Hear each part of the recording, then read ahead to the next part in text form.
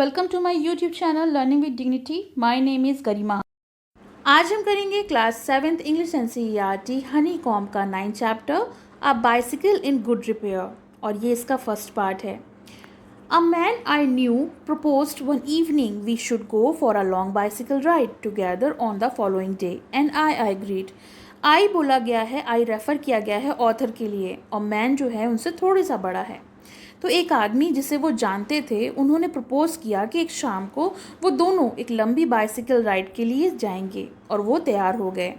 I got up early for me, I made an effort and was pleased with my self. और वो जल्दी उठे और उन्होंने काफ़ी कोशिश की, काफ़ी प्रयास दिखाया, और वो खुद से बहुत खुश थे। ही केम हाफ एन आवर लेट। तो जो व्यक्ति था वो आधा घंटा लेट आया था। I was waiting for him in the garden. और जो ऑथर हैं वो उसका गार्डन में इंतज़ार कर रहे थे। It was a lovely day, he said that's good looking machine of yours. वो दिन बहुत प्यारा था, बहुत सुहावना था। उन्होंने कहा कि तुम्हारी जो साइकिल है, मशीन यानी साइकिल, वो तो बहुत अच्छी दिख रही है। हाउ डज़ इट रन, ये कैसी चलती है? तो मैंने कहा, oh like the most of them, I answered, easily enough in the morning, goes little stiffly after lunch. तो मैंने उन्हें बताया कि जैसे बाकी सारी साइकिल चलती हैं वैसे ये भी चलती है। सुबह सुबह तो बहुत ईजली चलती है, लेकिन दोपहर के खाने के बाद यानी लंच के टाइम ये थोड़ी सी स्टिफ हो जाती है। He caught hold of it by the front wheel and the fork and shook it violently. तो उन्होंने आगे के पहिए को पकड़ा और ज़ोर से हिला दिया। I said don't do that, you will hurt it. तो ऑथर ने उनसे कहा कि अरे ऐसा मत करो, तुम उसे नुकसान पहुंचा दोगे। I did not see why he should shake it, it had not done anything to him, beside if it wanted shaking I was a proper person to shake it. तो ऑथर ने कहा कि मैंने उनसे कहा कि उन्हें ऐसा नहीं करना चाहिए था, इसकी कोई ज़रूरत ही नहीं थी, और इसके अलावा अगर ऐसी कोई ज़रूरत होती तो मैं प्रॉपर पर्सन हूँ, क्योंकि मेरी साइकिल है, मैं उसे शेक कर देता। I felt much as I should had he started waking my dog. और मुझे ऐसा महसूस हो रहा था जैसे उन्होंने मेरे कुत्ते को मारना शुरू कर दिया हो, यानी मेरा कोई पेट है और उसको पिटाई कर रहे हों या स्ट्राइक कर रहे हों। He said this front wheel wobble. तो उन्होंने बताया कि जो उनका सामने वाला पहिया है, आगे वाला पहिया है, वो वोबल यानी अनस्टेडली हिल डुल रहा है, मूव कर रहा है। I said it does not if you don't vowel it. तो ऑथर ने कहा अगर आप ऐसा नहीं करते तो वो नहीं हिलता डुलता। It did not wobble as a matter of fact, nothing worth calling a wobble, क्योंकि वो ऐसा कुछ नहीं हिल रहा है। He said this is dangerous, have you got a hammer. तो उन्होंने कहा नहीं नहीं, ये बहुत ख़तरनाक है, और तुम्हारे पास हथौड़ा है। I ought to have been firm. तो मैं भी बहुत फर्म हो गया उनके साथ, but I thought that perhaps he really did know something about the business. लेकिन मुझे कहीं लग रहा था शायद उनको वास्तव में उसके बारे में कुछ ज्ञान है, उस चीज़ के बारे में वो जानते हैं, इसीलिए हथौड़ा मंगा रहे हैं। इसीलिए I went to the tool shed to see what I could find. इसीलिए मैं टूल शेड में, जो घर से दूर थोड़ा सा स्टोरेज का हिस्सा होता है जहाँ पे औजार वगैरह रखे जाते हैं, मैं वहाँ गया और वहाँ से उसे ढूंढने की कोशिश करने लगा। When I came back, he was sitting on the ground with the front wheel between his leg। और जब मैं वापस आया तो उनका जो फ्रंट व्हील था साइकिल का, वो उनके दोनों पैरों के बीच में रखा हुआ था। He was playing with it, twiddling it round between his finger। और वो उससे खेल रहे थे, उसे घुमा रहे थे अपनी उंगलियों से। The remnant of the machine was lying on the gravel path beside him। और बचा हुआ हिस्सा जो था साइकिल का, वो बीच रास्ते में पड़ा हुआ था। He said it looked to me as if the bearing were all wrong। और उन्होंने मुझे बताया कि इसमें जो भी बेयरिंग लगे हैं, यानी जो बॉल बेयरिंग होते हैं जिससे साइकिल चलती है, वो सब गलत लगे हुए हैं। I said don't you trouble about it anymore, you will make yourself tired। तो मैंने उनसे कहा, कोशिश की कि आप परेशान ना हो, जो भी है ठीक है, आप थक जाएंगे। Let us put it back and get off। तो उन्होंने कहा इसे वापस रख दीजिए और जाइए। He said, we may as well see what is the matter with it. Now it is out। तो उन्होंने बताया अब तो खोल ही लिया है, देख लेते हैं क्या बात है, क्या परेशानी है। He talked as though it had dropped out by accident। और वो ऐसे बात कर रहे थे जैसे उन्होंने जानबूझ के पहिया ना निकाला हो, एक्सीडेंटल निकल गया हो, यानी अचानक अपने आप ही निकल गया हो। Before I could stop him, he had unscrewed something somewhere and out rolled all over the path some dozen and so little balls. और इससे पहले मैं उन्हें रोक पाता उन्होंने अनस्क्रू यानी सब कुछ खोल दिया था और सारा कुछ वहाँ बिखर गया था। लगभग दर्जन से ज़्यादा छोटे छोटे बॉल्स जो बेरिंग थे वो फैल गए थे। Catch, he shouted, catch, we must lose any of them. He was quite excited about them. और जब वो फैल गए तो वो चिल्लाने लगे, अरे उसे पकड़ो, किसी को भी खो दिया तो बहुत दिक्कत हो जाएगी। और इस बात को लेकर वो काफ़ी ज़्यादा एक्साइटेड थे। We grovelled round for an half an hour and found 16। हम लोग घुटनों के बल रेंगते हुए ज़मीन पर लगभग आधे घंटे में 16 ही ढूंढ पाए। He said he hoped we had found got all because if not it would make a serious difference to the machine. तो उन्होंने बताया कि काश सारे हमें मिल गए हों, क्योंकि अगर ऐसा नहीं हुआ तो बहुत प्रॉब्लम हो जाएगी साइकिल को लेकर। I put them for safety in the hat. इसीलिए मैंने सुरक्षित रखने के लिए अपनी टोपी में उसको रख लिया। It was not a sensible thing to do, I admit. तो मैंने उनसे कहा, ये चीज़ एडमिट करी कि ये कोई सही तरीका नहीं था, ये ऐसा नहीं करना चाहिए था। Second part. He then said that while he was about it, he would see the chain for me and at once began taking off the gear case. फिर उस व्यक्ति ने कहा कि मेरे लिए वो चेन भी देखेगा थोड़ी देर बाद, कि चेन में तो कोई परेशानी नहीं है। और फिर उसने गियर केस को खोलना शुरू कर दिया। I did try to dissuade him from that. मैंने कोशिश तो की उसे रोकने की, but I told him what an experience friend of mine once said to me solemnly. और ये भी बताया कि एक बार मेरे अनुभवी दोस्त ने मुझसे कहा था कि if anything goes wrong with your gear case, sell the machine and buy a new one, it comes cheaper. उन्होंने मुझसे कहा था, मेरे दोस्त ने, कि अगर कभी गियर केस प्रॉब्लम करे, कोई गलत हो उसमें, तो इस मशीन को यानी साइकिल को बेच देना और नई खरीद लेना, ये ज़्यादा सस्ती पड़ेगी। He said people talk like that who understand nothing about machine. तो उस व्यक्ति ने कहा कि लोग जिनको कुछ नहीं समझ होती है इस मशीन के बारे में, साइकिल के बारे में, कि किस तरह से उसे रिपेयर किया जा सकता है, वो ये ज़्यादा आसान समझते हैं ये कहना कि गियर केस को बेच दो।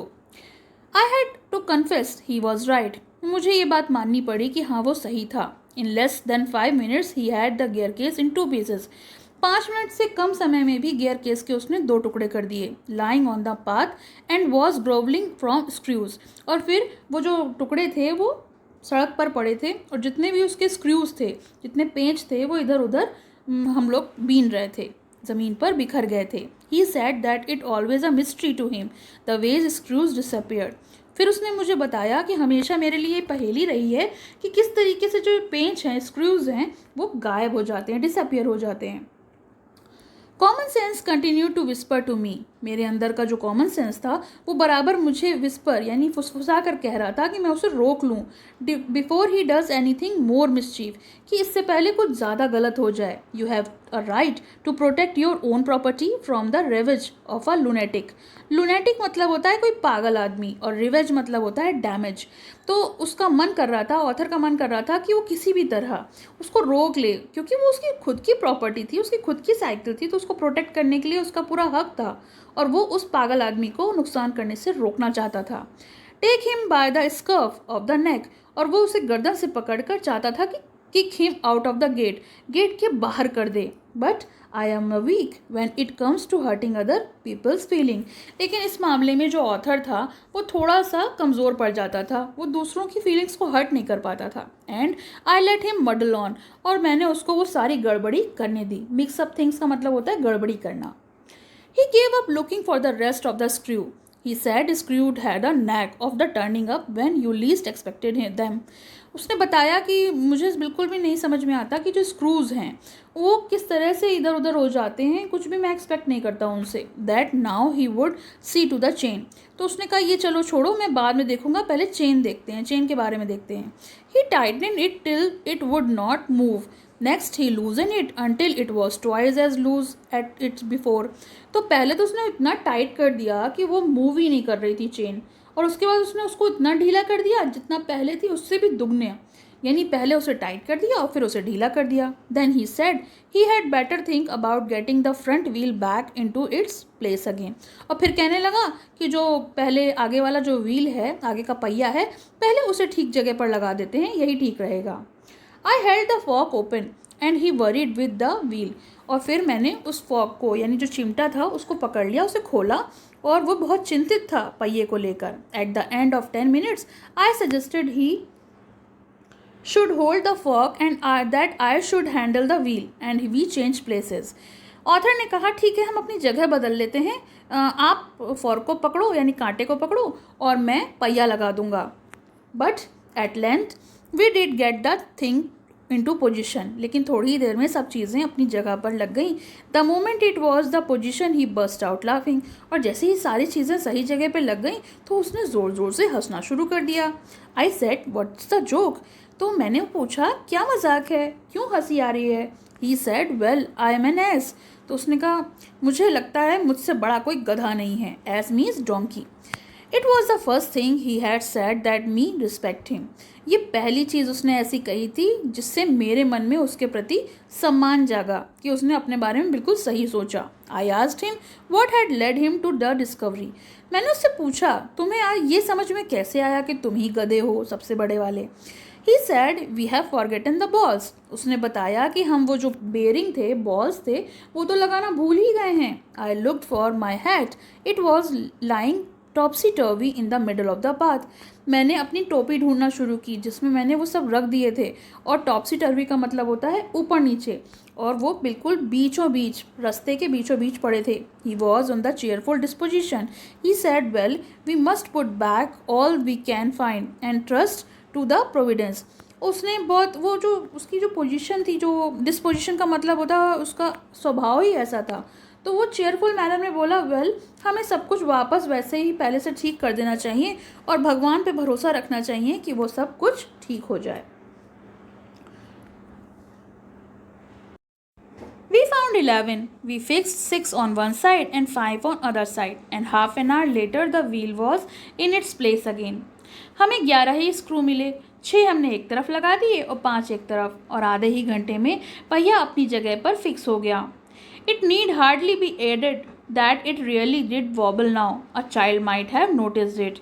और अब ये कहना सही था कि वो अपनी जगह पर फिक्स हो गया. कोई भी नहीं कह सकता था कि वो हिल रहा है. एक बच्चा भी बता सकता था कि वो सही लग गया है. He said it would do for the present. और उस व्यक्ति ने कहा हाँ अभी के लिए ठीक है, अभी हम लोग काम चला सकते हैं. I said watching you do this is real use to me. It is not your skill that fascinate me.